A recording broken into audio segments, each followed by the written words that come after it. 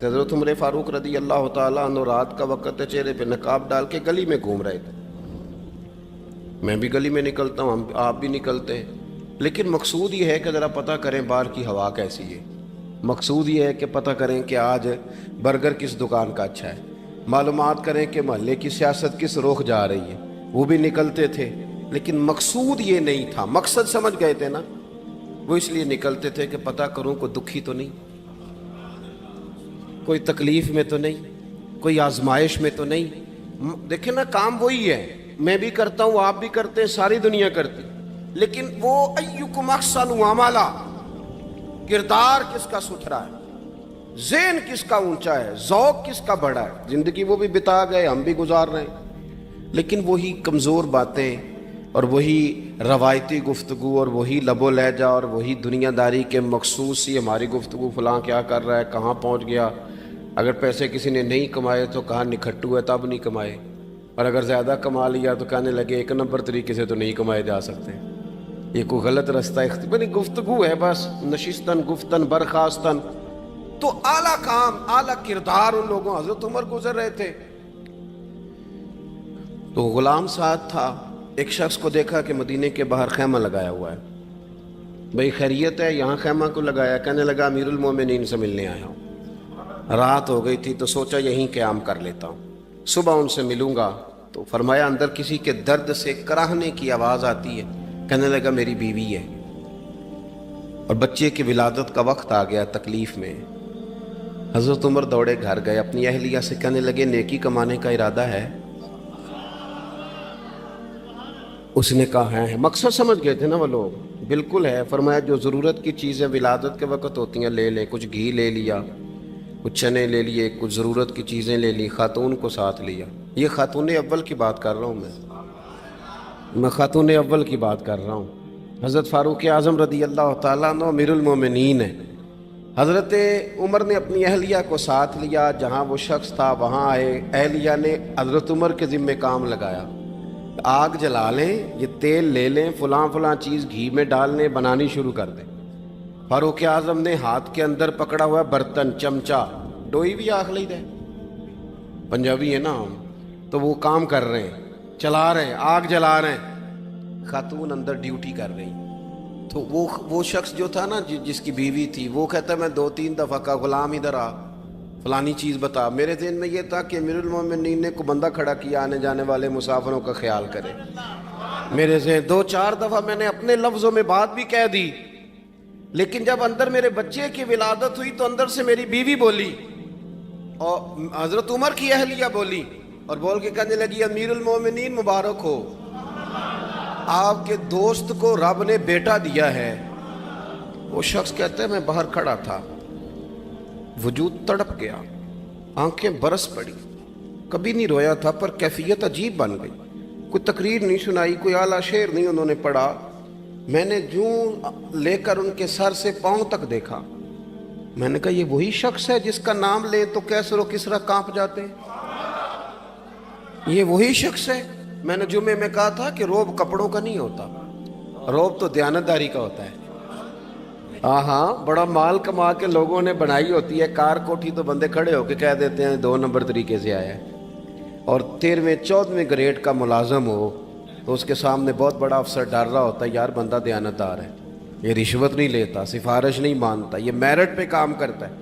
تو روب تو آپ کی دیانتداری کا ہے، آپ کی سچائی کا ہے۔ اپنی زندگی میں جو لوگ مقصد سمجھ گئے، مقاصد پا گئے، کچھ کر گئے، ہم ذرا الجھ گئے ہیں۔ پہلے اتنا شاندار مکان بناتے ہیں، پھر مرنے کو کس کا دل چاہے؟ اتنی محنت کر کے جو ہے وہ کوٹھی بنائی ہے تو اب چھوڑ کے کون جائے؟ وہ تیار بیٹھے تھے، انہیں نبی کریم نے کہا تھا کن فی الدنیا کانک غریب او عابر السبیل، تم نے مسافروں کی طرح رہنا ہے۔ او میرے بھائی، کبھی دیکھا ہے ایئرپورٹ پہ مسافر لڑتا ہو کہ میں نے یہ جگہ خریدنی ہے؟ اسے پتہ ہے کہ ابھی فلائٹ آنی ہے، میں نے تو چلے جانا ہے۔ ریلوے اسٹیشن پہ جو جگہ ہوتی ہے وہ خریدنے کے لیے لوگ رٹا نہیں ڈالتے، انہیں پتہ ہے پہلی ٹرین سے چلے جانا ہے۔ بس سٹاپ پہ جھگڑے نہیں ہوتے کہ یہ کرسی میری ہے، جانا جو ہے مٹی دیں تے مٹی رہنا ہی، ایویں کا دی بلے بلے اج مٹی دے اتے بندیا تے کل مٹی دے تھلے. اتنا زیادہ مقصد نہیں نا جب سمجھتے تو بے چین ہے بے قرار. بعض لوگوں نے اتنے پیسے جمع کر لیے کہ اتنے کھا نہیں سکتے, اتنی ضرورت نہیں, لیکن اس کے باوجود ہے کہ وہ دوڑ ختم ہونے کا نام ہی نہیں لے رہی. حضرت صدیق اکبر رضی اللہ تعالیٰ عنہ امیر المومنین ہے. بادشاہوں کے بڑے بات ہوتی ہے. ہمارے ملک میں ایسے بھی بادشاہ گزرے ہیں کہ جو سفر پہ جاتے تھے تو خانسا میں بھی لے جاتے تھے, باورچیوں کو بھی لے کے جاتے تھے کہ کھانا میری مرضی کا ہونا چاہیے. حضرت ابوبکر صدیق نے پانی مانگا, امیر المومنین, تو صحابہ نے نہ شہد ملا پانی پیش کیا. کوئی اتنی لمبی بات تو نہیں, لیکن صدیق اکبر رو ہی پڑے, اور اتنا روئے کہ ہجکیاں بن گئیں. لوگ کہتے ہیں پتہ نہیں تھا کس بات پہ رو رہے ہیں, پر ہم بھی رو پڑے. حضور آپ کیوں روتے ہیں؟ تو آپ فرمانے لگے یار مجھے آسانیوں میں مبتلا کرنے لگے ہو, مجھے ان دنیا کی لذات میں الجھانے لگے ہو. میں حضور کی بارگاہ میں بیٹھا تھا تو اللہ کے رسول فرما رہے تھے پیچھے ہٹ جا, پیچھے ہٹ جا, پیچھے ہٹ جا. میں نے پوچھا حضور آپ کس کو کہہ رہے ہیں؟ تو حضور فرمانے لگے دنیا میرے پاس آئی تھی, وہ قریب کرنا چاہتی تھی مجھے, تو میں نے اسے کہا پیچھے ہٹ جا, میرے نیڑے نہ آنا, دور ہٹ جا. تو ہٹ تو گئی ہے پر جاتی دفعہ کہہ گئی ہے سونیا آپ تو بچ گئے ہیں, پر آپ کے بعد والے کیسے بچیں گے؟ تو مجھے سینے سے لگا لیں, گلے سے لگا لیں. مقصد اپنا سمجھیں, اعمال کا حسن پیدا کریں. اگر انسان کا مقصود مال کمانا ہے تو اگر مال مل گیا تو اس کے بعد پھر کیا کرے گا؟ کسی نے طے کر لیا تھا کہ بہت بڑی گاڑی اور بہت بڑا بنگلہ مجھے چاہیے, تو وہ بنگلہ اسے مل گیا, گاڑی آ گئی. اب تو مقاصد چونکہ طے نہیں ہوتے, تو جو چیز انسان چھوٹا سا مقصد طے کرتا ہے وہ اسے حاصل ہو جاتا ہے. میں نے ملک سے باہر جانا ہے, گھر سیٹ کرنا ہے, ساتھ والا پلاٹ لینا ہے, ہو گیا سارا کچھ. تو اب وہ پھر انسان بے چین ہو جاتا ہے, پریشان رہتا ہے, کہتا ہے سمجھ نہیں آتی مطلب مقصود کیا ہے. اللہ تبارک و تعالیٰ نے تو ایک تنکا بے مقصد پیدا نہیں کیا, اتنا سونا انسان کیسے بے مقصد پیدا کر. تو رب کریم نے ہمیں بتایا کہ مقصد تو تمہارا ہے. مقصد ہے الذی خلق الموت والحیات لیبلوکم ایکم احسن عملا. اس نے موت اور حیات اس لیے پیدا کی ہے تاکہ پتہ چلے تم میں اچھے عمل کون کرتا ہے. تم کس قدر زیادہ اپنے رب کی عبادت کرتے ہو, کس قدر زیادہ حسن اخلاق کا مظاہرہ کرتے ہو, کس قدر زیادہ لوگوں کی خدمت کرتے ہو, کس قدر زیادہ تم دین کی تبلیغ میں, اشاعت میں, ابلاغ میں, ترویج میں کردار ادا کرتے ہو. با مقصد تمہیں بنایا, با مقصد. اچھا ترین عمل تم میں سے کون کرتا ہے؟ اس لیے موت اور حیات پیدا کی تھی کہ تم نے ستھرے سے ستھرے اعمال, بہتر سے بہتر کردار, اعلیٰ سے اعلیٰ تمہارا انداز زندگی. دیکھیں ہم نے لوگوں کے ساتھ مل کے رہنا ہوتا ہے, بہت ساری چیزیں ایسی ہوتی ہیں کہ جو تکلیف کا سامان بنتی ہیں. اب انہی لوگوں کے ساتھ اللہ نے ہمیں مل کے رہنے کا حکم دیا, ان کے حقوق ادا کرنے کا حکم دیا, تو ساتھ ساتھ نا درگزر کا بھی کہا, معافی کا بھی کہا. جب انسان معافی کر دینے والا ہو جاتا ہے, درگزر والا ہو جاتا ہے, تو پھر وہ بڑا ہو جاتا ہے, بڑے دل والا ہو جاتا ہے, بڑے حوصلے والا ہو جاتا ہے, بڑے ضرب والا ہو جاتا ہے, اس کی زندگی حسین ہوتی. تو یہاں آئے تھے کچھ کام کرنے. وہ جو ہم نے مقصود بنائے تھے نا, مطلب اچھے کپڑے, اچھی دنیا داری, اچھی گاڑی, اچھا موبائل سیٹ, وہ چونکہ مقصود نہیں تھا تو ان چیزوں کے حصول کے باوجود بھی لوگ پریشان ہیں. مقصود یہ تھا کہ بہترین عمل, سونا عمل, اعلیٰ ترین عمل. میرے رسول پاک صلی اللہ علیہ وسلم کے غلاموں نے نا وہ عمل کر کے دکھایا. اعلیٰ ترین مزاج رکھتے تھے اور اعلیٰ ترین خدمت, یعنی لوگ ان کا کردار دیکھ کے نا, کردار اور عمل دیکھ کے. ہم تو لمبی تقریریں کرتے ہیں, باتیں کرتے ہیں, بڑا کچھ بتانا پڑتا ہے, لیکن وہ بس تھوڑا سا نا لوگ ان کے پاس اٹھتے بیٹھتے تھے, آتے جاتے. اتنی دوڑ ہے کہ آگے بڑھ کے اور لینا ہے, اور لینا ہے, حال میں مزید کا رٹا. وہ سمجھ گئے, ہم نا اڑے ہوئے ہیں. بہت سارے لوگ ایسے ہیں جنہیں صحیح بات کا پتہ چل گیا ہے, وہ فیصلہ کرنے میں دیر کر رہے ہیں. انہیں سمجھ آ گئی ہے کہ بہتر یہی ہے کہ میں وقت پہ مسجد آیا کروں, انہیں سمجھ آ گئی ہے بہتر یہ ہے کہ سویرے اٹھ کے نا واٹس ایپ بعد میں دیکھوں، پہلے قرآن پاک کی زیارت کر لیا کروں۔ سمجھ انہیں ہے، سمجھ ہے کہ باتیں زیادہ کرنے سے بہتر ہے درود و سلام زیادہ پڑھا جائے، پتہ انہیں ہے، فیصلہ ہی نہیں کر رہے، ارادہ نہیں بنا رہے، توجہ نہیں کر رہے۔ جب بہت زیادہ بندہ دنیا داری میں الجھ جاتا ہے نا، بہت زیادہ، آسانیاں تو بندے کو جینے نہیں دیتی۔ پہلے انسان کہتا ہے کہ موٹر سائیکل ہو جائے نا تو چلو سفر آسان ہوگا، پھر موٹر سائیکل کہتا ہے ٹائر 2 ہیں، 4 ٹائروں والی ہونا، چلو مہران ہی ہو جائے خیر ہے، لیکن مہران میں بیٹھتے ہی اسے خیال آتا ہے کہ اس کی تو سیٹیں تنگ ہیں، پھر اس سے بڑی گاڑی چاہیے۔ یہ روز دوڑ ہے، بانج فقیروں کسے نہیں ماریا، اے ہوئی چور اندر دا، یہ دوڑ ہے، یہ ختم۔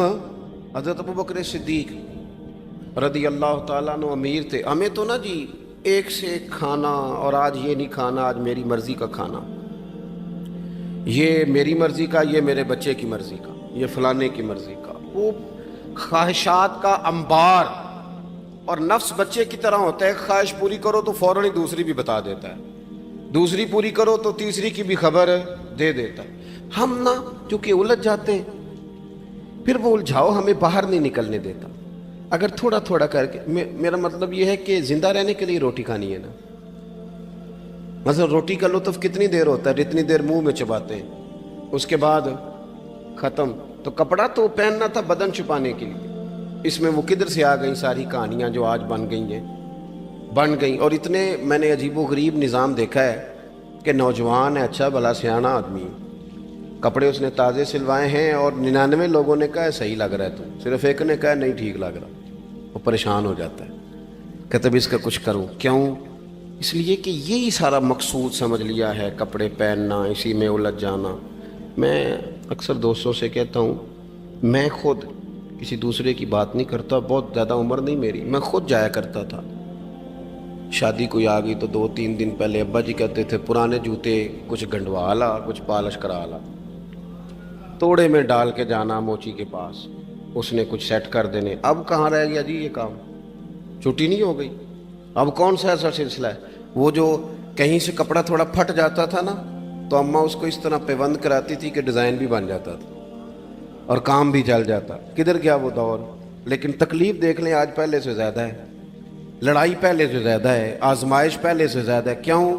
جتنی بھی خواہشات آپ بڑھاتے جائیں گے نا، مقصد فوت ہوتا جائے گا۔ جتنی بھی مقصود سفر کرنا ہے، گاڑی دکھانا تو مقصود نہیں نا، لیکن ہمیں وہ والی گاڑی چاہیے کہ لوگ ایک دفعہ انگلی منہ میں ڈالیں کہ وہ اس گاڑی پہ بیٹھا ہوا ہے۔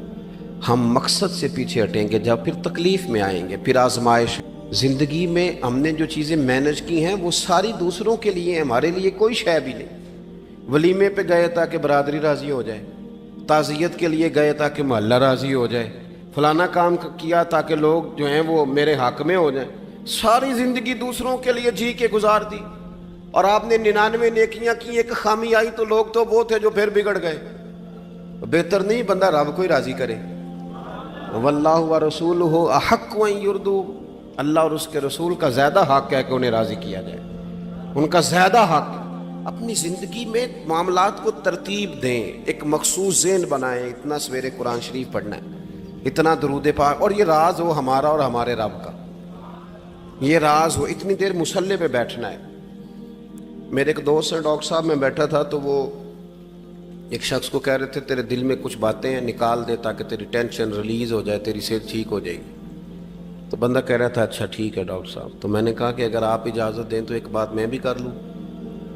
نے کہا آپ بھی کر لیں۔ تو میں نے کہا ڈاکٹر صاحب کچھ دکھ بڑے ذاتی اور نجی ہوتے ہیں، بندہ کسی کے سامنے کہہ ہی نہیں سکتا، بڑے ذاتی قسم کے ہوتے ہیں وہ، آپ کسی کے سامنے جتنا مرضی کوئی قریبی ہو، وہ بندے کی اپنی اندر کی کچھ ایسی تکلیفیں ہوتی ہیں اندر کی، آزم گنڈاں دے وچ گنڈاں دس کیڑی کیڑی کھولا، بڑے مسئلے ہوتے ہیں، آپ کیسے بیان کر سکتے ہیں، سوال ہی نہیں پیدا ہوتا۔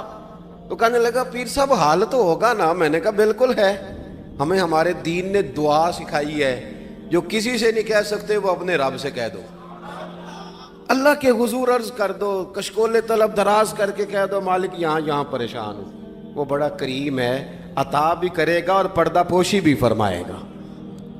اب اپنے اللہ کے ساتھ اپنا تعلق مضبوط کریں، اپنی زندگی میں حسن اعمال کا پیدا کریں، اعمال کا، کہانیوں کا نہیں، باتوں کا نہیں، تصویروں کا نہیں، نئی سے نئی پکچر کا نہیں، اعمال کا، اور خوبصورت ترین طریقہ ہو۔ دیکھیں نا، مشکل سے بھی تو نماز پڑھنی ہے نا، سویرے ابا بڑے غصے میں تھے تو پھر مجھے اٹھنا ہی پڑا، تو اس طرح بھی تو پڑھنی ہے۔ تو اگر بندہ ذوق سے اٹھے اور ذرا سونا کر کے وضو کرے اور ذرا صحیح کر کے مصلی بچھائے اور سجدہ کرے تو ذرا ذوق سے کرے، مجھے سوز دے، مجھے ساز دے، مجھے نیم شب کا نیاز دے، دم سجدہ خود کو میں توڑ دوں، مجھے ایسا ذوق نماز دے۔ اس ذوق کے ساتھ آگے بڑھے۔ مقاصد جب بندہ سمجھ جاتا ہے نا، مقاصد، پھر اس کے لیے آسانی ہوتی ہے۔ میں نے عرض کیا تھا زیادہ باتیں نہیں کرنی، مقصود تو ایک پیغام دینا ہے۔ اب ہم نے جانے والوں کے لیے کیا کرنا ہے؟ ایک تو یہ کہ اپنا مقصد ٹھیک کرنا ہے کہ جو رخصت ہو گئے اپنے بزرگوں کو نا یاد رکھیں۔ اصل کام ہے ان کو بول کے بتائیے۔ سال کے بعد ختم، بڑی اچھی بات ہے، سسماہی، ششماہی، سیماہی سب ٹھیک ہے، ان کو یاد رکھیں۔ حضور نہ یاد رکھتے تھے، اپنی والدہ کا ذکر کرتے تھے، اپنے والد کی بات کرتے تھے، اپنے دادا کا ذکر کرتے تھے، اپنے جانے سیدہ خدیجہ الکبریٰ رضی اللہ تعالیٰ عنہ وصال کر گئیں تو حضرت عائشہ کہتی ہیں حضور اکثر گھر میں ان کا ذکر کرتے تھے۔ اپنے بزرگوں کو یاد رکھیں، ان کا ذکر کریں، ان کو نا، والد کے لیے نا والد ہونا شرط ہے، پی ایچ ڈی ہونا شرط نہیں۔ والد کے لیے والد ہونا شرط ہے، مفتی ہونا شرط۔ والد ان پڑھ بھی ہو تو بچے کو سمجھانے کا سلیقہ سے اللہ اسے عطا کاری دیتا ہے۔ ماں بالکل ان پڑھ بھی ہو تو بچوں کو سمجھانے کا طریقہ اللہ اسے، ان سے سیکھیں، ان سے سیکھیں۔ میرے والدہ اور والدہ دونوں اپنا نام نہیں لکھ سکتے تھے، تو میں اپنے دوستوں سے کہتا ہوں مجھے کبھی موقع ملے تو میں کئی جلدوں میں کتاب لکھ سکتا ہوں اپنے ماں باپ، اس لیے کہ وہ جو ہمیں سکھا گئے، جو بتا گئے، وہ انہی کا خاصہ تھا۔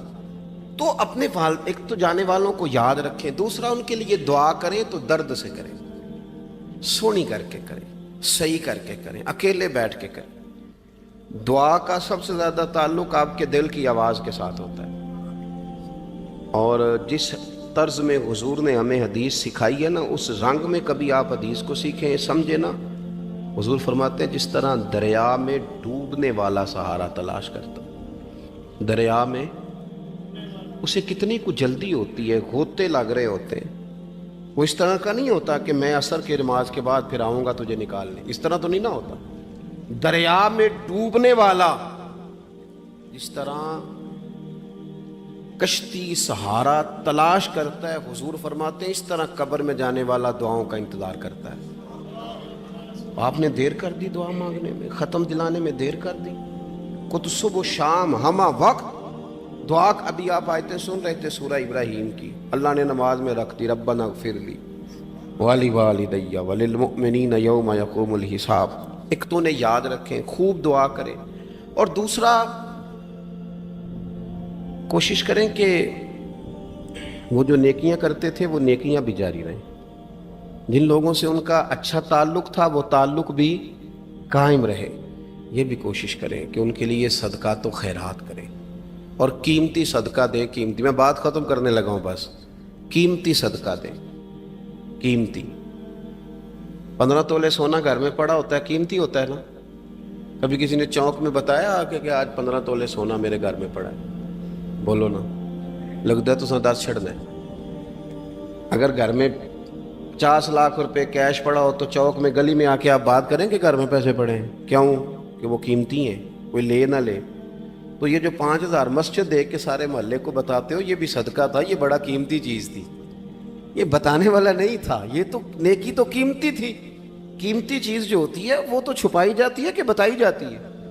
یہ جو بیٹیاں ہیں نا اسلام کی، مائیں بہنیں، یہ قیمتی ہیں، اس لیے اسلام انہیں کہتا ہے تم گلیوں اور چوکوں میں آنے والی نہیں، قیمتی چیزیں گھر کے اندر رہا کرتی ہیں۔ تم قیمتی چیزیں ہو، تمہارا وجود قیمتی ہے، تم کبھی ماں ہو، کبھی بیٹی ہو، کبھی بہن ہو، کبھی بیوی ہو، قیمتی ہو۔ اس لیے تمہیں اسلام کہتا ہے کہ گھر کے اندر رہو گی تو تمہاری قیمت رہے گی۔ کچھ چیزیں ایسی ہیں جو چوکوں میں گلیوں میں پھیل جائے تو ان کی قیمت نہیں رہتی، اس لیے تمہیں کہا جاتا ہے کہ گھر میں رہو۔ یہ جو تمہیں چونکوں میں لاتے ہیں یہ تمہیں بے وقت کرنا چاہتے ہیں، بے قیمت کرنا چاہتے ہیں۔ انسان تھوڑی دیر کے لیے، اگر تھوڑی دیر کے لیے غور کرے تو بڑے بڑے جانور انسان سے بڑے طاقتور ہیں، لیکن اللہ نے ان کی نکیل انسان کے ہاتھ میں تھما دی۔ اتنا بڑا جہاز ہے، ٹنوں وزن لے کے چل رہا ہے، انسان کے بس کی بات نہیں کہ وہ کئی لوگ لگ کے بھی اس کو اٹھا سکیں، لیکن اللہ نے اس کے قبضہ و اختیار میں کر دیا ہے۔ فرمایا هو الذی خلق لکم ما فی الارض جمیعا، زمین میں جو کچھ ہے سارا تیرے لیے بنایا ہے، آسمان میں جو ہے سارا تیرے لیے بنایا ہے۔ وما خلقت الجن والانس الا لیعبدون، فرمایا کل کائنات میں نے تیرے لیے بنائی ہے اور تجھے میں نے اپنی عبادت کے لیے پیدا فرمایا ہے۔ تو جنوں اور انسانوں کو اللہ نے اپنی عبادت کے لیے تخلیق فرمایا۔ مقصد زندگی، مقصد تخلیق، دنیا میں آنے کا مقصد اولین اور مقصد آخری اللہ کی عبادت، اللہ کی معرفت، اللہ کی طرف توجہ، اللہ کی طرف رجوع، یہی ایک مقصد تھا انسان کے آنے کا۔ اسی کو قرآن نے بیان کیا تھا۔ اپنے اپنے مقاصد، درود شریف پڑھنے والوں سے بلند صلاۃ و سلام علیک یا سید یا رسول اللہ۔ اپنے اپنے مقاصد، اپنے اپنے معاملات کو ہم نے ترتیب دے لیا ہے۔ صبح سے شام تک کے معاملات سارے کے سارے ہمارے ذاتی، نجی اور ہمارے اپنے بنائے ہوئے مقاصد کے تحت گزر رہے ہیں۔ حالانکہ رب کریم نے فرمایا کہ انسان، میں نے تجھے اپنی عبادت کے لیے بنایا ہے، اپنے لیے تجھے بنایا ہے، تو میری بارگاہ میں سجدہ ریز ہو، تو میری بارگاہ کی طرف توجہ کرے، تو میرے لیے تسبیح پڑھے، تو تحلیل کے جملے بولے، تو تکبیر کہے، تو میرے محبوب پہ نازل ہونے والے قرآن کی تلاوت کرے۔ تجھے تو اس لیے بنایا تھا۔ عبادت کا معنی یاد رکھیے گا، عبادت کا معنی فقط نماز پڑھنا نہیں، عبادت کا معنی صرف نماز پڑھنا نہیں، نماز عبادت کا ایک جز ہے، نماز عبادت کا ایک حصہ ہے۔ عبادت نماز پڑھنے کا نام نہیں، عبادت روزہ رکھنے کا نام نہیں، عبادت صرف اور صرف حج کرنے کا نام نہیں، فقط ذکر فکر کرنا عبادت نہیں، بلکہ اللہ کا حکم ماننے کا نام عبادت ہے۔ خدا رسول کی بات ماننے کا نام عبادت ہے۔ جہاں جانے کا خدا حکم دے وہاں چلے جاؤ، یہ عبادت ہے۔ جہاں جانے سے منع کر دے وہاں کبھی نہ جاؤ، یہ عبادت ہے۔ اگر نماز پڑھنے کا نام ہی عبادت ہوتا تو پھر فجر کی فجر کے وقت کیوں پڑھنی پڑتی، پھر ظہر میں ہی کیوں فرض ہوتی، پھر عصر کا وقت مغرب میں جا کے کیوں نہ شروع کیا جاتا، پھر انسان کی مرضی تھی جب پڑھ لیتا۔ فرمایا نہیں، عبادت میری ہے، اصل میری اطاعت ہے۔ میں جب کہوں کہ یہ فجر کا وقت ہے تو تجھے فجر مان کے پڑھنا، جب کہوں ظہر کا وقت ہے تو ظہر مان کے۔ ہم نے عبادت کو مخصوص کر دیا، مسجد میں چلے جانا، نفل پڑھ لینا، کچھ دیر قرآن شریف پڑھ لینا، کچھ دیر اللہ کی عبادت کر لینا، کچھ دیر ذکر اذکار کر لینا، اس کا نام عبادت ہے۔ اور باہر نکل کے بے شک جھوٹ بولے، باہر نکل کے بے شک غیبت کرے، باہر نکلے اور کم تولے، باہر نکلے اور اپنی من مرضی کرے، تو یہ عبادت نہیں۔ اس لیے کہ ہم اس خدا کے ماننے والے ہیں جو صرف مسجد میں نہیں ہوتا، بلکہ جلوہ تیری ذات کا کو بکو ہے، میں جدھر دیکھتا ہوں ادھر تو ہی تو ہے۔ ہمارا خدا صرف مسجد میں نہیں ہے، اللہ ہر جگہ ہے۔ جے میں تینوں اندر جانا پھر مقید جانا، جے میں تینوں باہر سمجھا اندر کون سمانا، اندر بھی تویں باہر بھی تویں وچ بلا کون نمانا۔ اصل بات یہ ہے کہ جب خدا ہر جگہ ہے تو اللہ تبارک و تعالیٰ کا حکم ہر جگہ ماننا ہے، ہر جگہ اطاعت کرنی ہے، ہر لحاظ سے۔ رب کی بات ماننے کا نام عبادت ہے، اللہ کی، اس کے رسول الپاک صلی اللہ علیہ وسلم کی بات ماننے کا نام، توجہ ہے آپ کی میری بات پہ؟ عبادت کا مفہوم سمجھیے گا، عبادت کا مفہوم سمجھیے گا۔ ہمارا وہ دین نہیں جو پنڈتوں، جوگیوں، راہبوں کا مذہب ہے کہ جنگلوں میں نکل جاؤ، تسبیح لے لو، میں کھٹکتا ہوں دل عالم میں کانٹے کی طرح اور تو فقط اللہ اللہ اللہ۔ یہ مذہب نہیں۔ ہمارا دین کہتا ہے مسجد میں بیٹھ کے جو ذکر کرے گا اسے بھی ثواب ملے گا، اور جو محنت کر کے کما کے بچوں کو کھلائے گا اسے بھی ثواب ملے گا۔ ہمارا دین یہ کہتا ہے جو مسجد میں بیٹھ کے قرآن پڑھے گا اسے بھی ثواب ملے گا، اور جو گلی میں پڑا ہوا کانٹا اٹھا دے گا اسے بھی اللہ اجر عطا فرمائے گا۔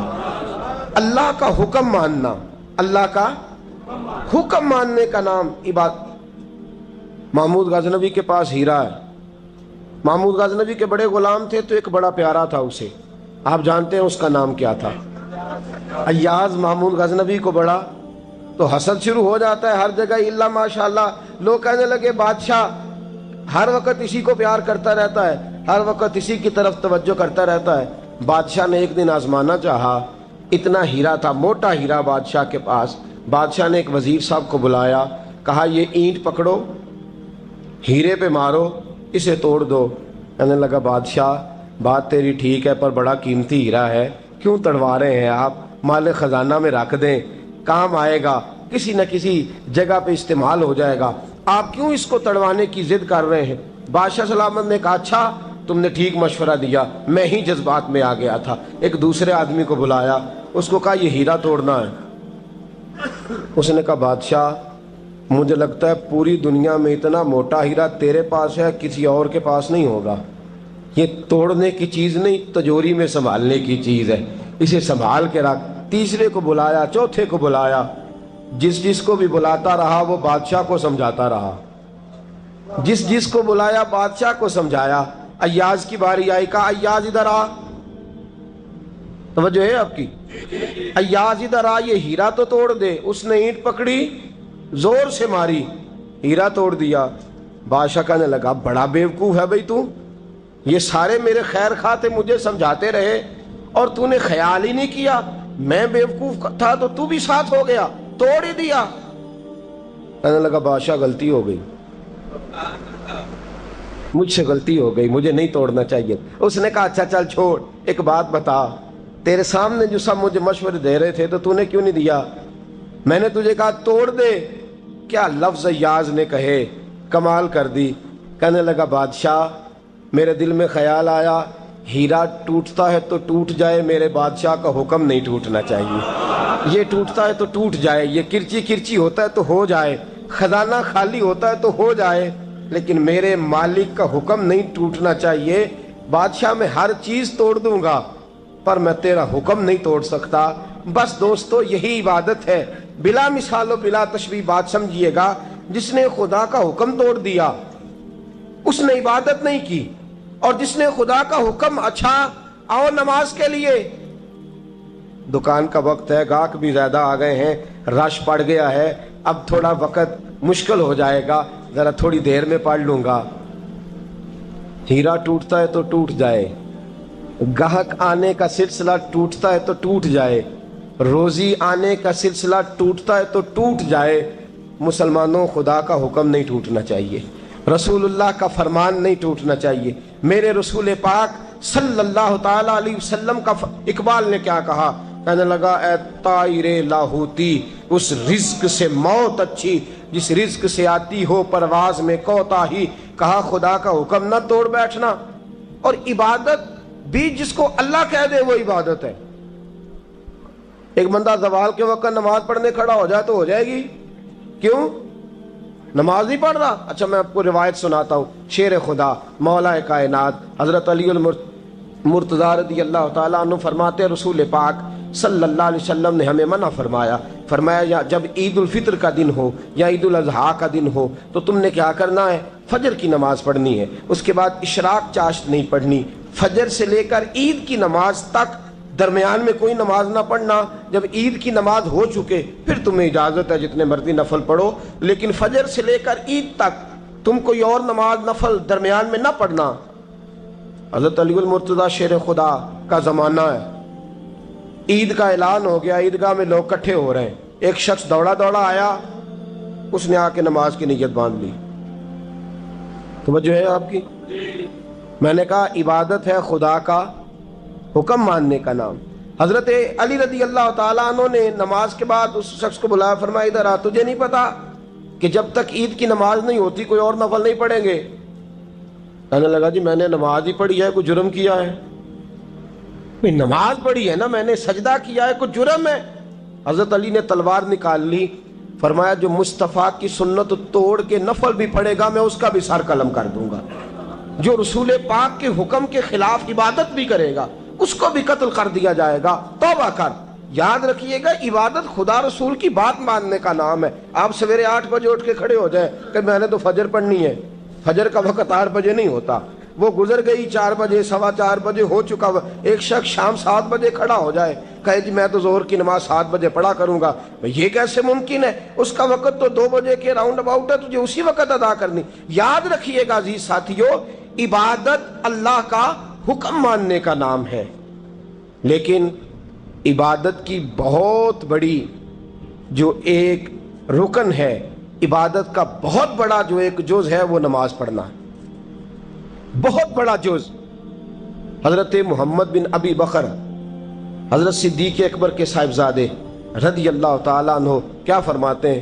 فرماتے ہیں مسلمانوں بڑے نصیبوں والے ہو، بڑے نصیبوں والے ہو، تمہیں تو اللہ کی بارگاہ میں جانے کے لیے اجازت ہی نہیں لینی پڑتی، اللہ نے تمہارے لیے دروازہ ہی کھول دیا ہے، جب دل کیا وضو کیا نماز کی نیت باندھی اللہ کے دروازے کھل گئے، اور بغیر کسی ترجمان کے تم نے اپنے رب سے بات کرنی شروع کر دی۔ عبادت ایسی نعمت ہے، اللہ کی بارگاہ میں کھڑے ہونا، سجدہ کرنا اتنی بڑی فضیلت کی بات ہے۔ یہ حدیث میرا خیال ہے آپ کو کبھی بھولنی نہیں چاہیے۔ سید عالم نور مجسم شفیع معظم صلی اللہ علیہ وسلم نے فرمایا بتاؤ اگر کوئی کسی کے گھر مہمان جائے تو میزبان اس کے ساتھ کیا سلوک کرے گا؟ تو صحابہ کہنے لگا یا رسول اللہ جتنا میزبان اچھا ہوگا اتنا ہی اچھا سلوک کرے گا، جتنا وہ اعلیٰ ہوگا اتنا ہی اعلیٰ سلوک کرے گا، جتنا وہ عرفہ ہوگا اتنی ہی اس کی بات بھی بڑی ہوگی۔ نبی پاک صلی اللہ علیہ وسلم نے فرمایا جو مسجد جاتا ہے وہ اللہ کا مہمان ہے، جو مسجد جاتا ہے وہ اللہ کا مہمان ہے۔ فرمایا میزبان کے ذمے ہے کہ مہمان کے اوپر رحمت کرے، کرم کرے۔ فرمایا جب تو مسجد جاتا ہے تو خدا بھی رحمتوں کے دروازے کھول دیتا ہے، اللہ تیرے لیے فضل کے دروازے کھول دیتا ہے۔ نبی پاک صلی اللہ تعالی علیہ وسلم نے فرمایا جب تو اپنے گھر سے مسجد جانے کے لیے ابھی نکلتا ہے، ابھی تو گیا نہیں، ابھی تو نکلا ہے، فرمایا تو نے سیدھا پیر اٹھایا ہے تو تیرا ایک درجہ بلند ہو گیا ہے، تو نے الٹا قدم اٹھایا ہے تو تیرا ایک گناہ معاف ہو گیا ہے، پھر تو نے سیدھا قدم اٹھایا ہے تو تیرا ایک درجہ بلند ہو گیا۔ اپنی اپنی طبیعت ہے نا۔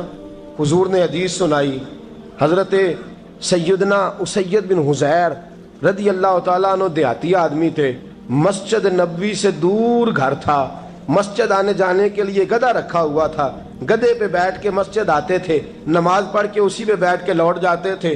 جس دن حضور نے فرمایا نا ایک قدم پہ ایک گناہ معاف ہوتا ہے، ایک قدم پہ ایک نیکی ملتی ہے، گدھا گھاری چھوڑا ہے۔ صحابہ کہنے لگے یار دور کا تیرا سفر ہے، تم آرام سے گدھے پہ آ جا۔ کہنے لگے کیوں؟ میں کیوں گدھے پہ آؤں؟ میں تو روز پیدل آؤں گا، تم سب کے تھوڑے تھوڑے گناہ معاف ہوں گے، تھوڑے تھوڑے درجے بلند ہوں گے۔ میں نے چونکہ دور سے آنا ہے، اللہ میرے زیادہ گناہ معاف فرمائے گا، میرے زیادہ درجے بلند فرمائے گا، میرے اوپر زیادہ کرم نوازی فرمائے گا۔ جو مسجد کی طرف چل کے آیا ایک ایک قدم پر اللہ اس کے درجے بلند کرے گا، ایک ایک قدم پہ اللہ اس کے گناہ معاف کرے گا۔ نبی پاک صلی اللہ تعالی وسلم کی اپنی سنت کیا ہے؟ حضرت زید بن ثابت رضی اللہ تعالیٰ عنہ فرماتے ہیں میں ایک دن حضور کے ساتھ مسجد کی طرف نکلا، جب ہم جانے لگے نا تو جو رسول پاک کا انداز تھا نا چلنے کا وہ بڑا پیارا ہوتا تھا، دھیما سا چلتے تھے، نظر مبارک جھکی رہتی تھی۔ سید عالم صلی اللہ علیہ وسلم کی ادائیں ایسی حسین تھیں، تیری سیرت تیری صورت زمانے سے نرالی ہے، تیری ہر ایک ادا پیارے ادائے بے مثالی ہے۔ فرمایا جھکی جھکی نظروں سے حضور چلتے تھے۔ آج میں ساتھ ہوں، پہلے بھی کئی دفعہ ساتھ تھا، مسجد کی طرف جا رہے تھے، کسی جگہ سے واپس لوٹے تھے، کسی کے گھر سے مسجد جا رہے تھے۔ فرمایا ہلکے ہلکے قدم، چھوٹے چھوٹے قدم، آہستہ آہستہ حضور چل رہے ہیں۔ فرماتے ہیں میرے دل میں بار بار خیال آتا، بار بار خیال آتا کہ یہ حضور کا چلنے کا وہ انداز نہیں جس انداز میں حضور چلتے ہیں. چلتے پہلے بھی دھیما ہے، چلتے پہلے بھی بڑا پروقار ہے، لیکن آج کچھ زیادہ ہی آہستہ چل رہے ہیں، آج قدموں میں زیادہ ہی ٹھہراؤ آ گیا ہے. فرماتے میں بے چین تھا، میرے دل میں تصور تھا، جرت نہیں کرتا تھا پوچھ لوں اے پائے نظر ہوش میں آ یہ کوے نبی ہے، آنکھوں سے بھی چلنا یہاں بے ادبی ہے. جرت نہیں ہوتی تھی کہ پوچھ ہی لوں، استفسار ہی کر لوں. فرماتے مسجد کا دروازہ آیا، کمال یہ تھا کہ آگے آگے حضور تھے، پیچھے پیچھے میں تھا. جب مسجد کا دروازہ آیا تو حضور نے رخ پھیرا، فرمایا تو سوچ رہا ہوگا کہ میں آہستہ آہستہ کیوں چل رہا ہوں، تو سوچ رہا ہوگا کہ میں آہستہ. ایک شعر ہے، اللہ کرے آپ کو یاد رہ جائے. میں بریلی شریف حاضر ہوا تو میں نے، ہمارے ایک شیخ تھے حضرت صدر العلماء علامہ تحسین رضا صاحب رحمۃ اللہ علیہ، میں نے ان سے کہا حضرت جی کو تازہ شعر لکھ کے دیں مجھے، تازہ. تو کہنے لگے لو تازہ شعر آیا ہے، ابھی لکھا ہے. اعلیٰ حضرت فاضل بریلوی کے بھائی تھے مولانا حسن رضا، ان کے پوتے ہیں مولانا تحسین رضا رحمۃ اللہ تعالی علیہ. 2008 میں آپ کا وصال ہوا، تازہ شعر لکھا. کہنے لگے علم غیب رسول کے منکر اس حقیقت کو بھول جاتے ہیں. اللہ کرے آپ شعر کے حسن کو سمجھیں، اور جو شعری ذوق کے لوگ ہیں وہ سمجھے کہ بات کہاں سے چھیڑی ہے، کہاں تک گئی ہے. علم غیب رسول کے منکر اس حقیقت کو بھول جاتے ہیں. غیب مانا کہ راز ہے لیکن راز اپنوں سے کب چھپاتے ہیں. علم غیب رسول کے منکر اس حقیقت کو بھول جاتے ہیں. غیب مانا کہ راز ہے لیکن راز اپنوں سے کب چھپاتے ہیں. حضرت زید بن ثابت رضی اللہ تعالیٰ عنہ فرماتے رخ پھیرا اور حضور نے فرمایا تو سوچ رہا ہوگا کہ سونے آج بڑے دھیمے دھیمے قدم چل رہے ہیں، بڑا آہستہ آہستہ قدم اٹھا رہے ہیں. حضور نے فرمایا جو مسجد کی طرف چل کے جاتا ہے اللہ کی رحمت آگے بڑھ کے اس کا استقبال کرتی ہے. اور فرمایا جتنے قدم زیادہ ہوتے ہیں اتنے درجے بھی زیادہ بلند ہوتے ہیں. میں اس لیے آہستہ آہستہ آیا ہوں کہ اللہ میرے زیادہ درجے بلند فرما دے، اس لیے آیا ہوں کہ زیادہ درجے. مسجد میں اس لیے آہستہ، عبادت کی فضیلت دیکھیں، گھر سے بندہ چلے، ابھی پتہ نہیں مسجد میں وضو کرنا ہے اس نے، ابھی پتہ نہیں 2 رکعتیں پڑھے گا کہ 4 پڑھے گا. فرمایا عبادت کے لیے نکل بھی پڑے تو اللہ اس کے درجے بلند کرنے شروع فرما دیتا ہے. درجے بلند ہونے شروع ہو گئے. بنو سلمہ قبیلہ ہے، محلہ ہے. بنو قریظہ یہودیوں کا محلہ تھا، اس کے بعد بنو سلمہ مسلمانوں کا محلہ تھا، اور تقریباً آج کے حساب سے 1.5-2 کلومیٹر کا فاصلہ تھا مسجد نبوی سے. پیدل چل کے آتے تھے لوگ. کتنے کلومیٹر؟ پیدل چل کے آتے تھے، وہاں سے پیدل آتے تھے نماز پڑھنے. مسجد نبوی کے ساتھ یہودیوں کے مکان تھے، انہوں نے وہ جگہ خالی کر دی. بنو سلمہ قبیلے کے لوگوں نے چاہا کہ ہم جگہ کو خرید لیں. نبی کریم علیہ السلام کو پتہ چلا، حضور نے بلایا، فرمایا مجھے پتہ چلا ہے تم مسجد کے قریب آنے لگے ہو، ویسے ایک بات میرے دل میں ہے، میرا دل کرتا ہے کر دوں. صحابہ مسجد کے قریب رہنا پسند کرتے تھے، اور آج کل جی اے مولوی سون نہیں دیں دے. یقین کریں مسجد کے دائیں بائیں آگے پیچھے جو گھرانے ہوتے ہیں وہ کہتے ہیں جی ہم بڑے پریشان ہیں، یہ تو ہمیں سونے نہیں دیتے.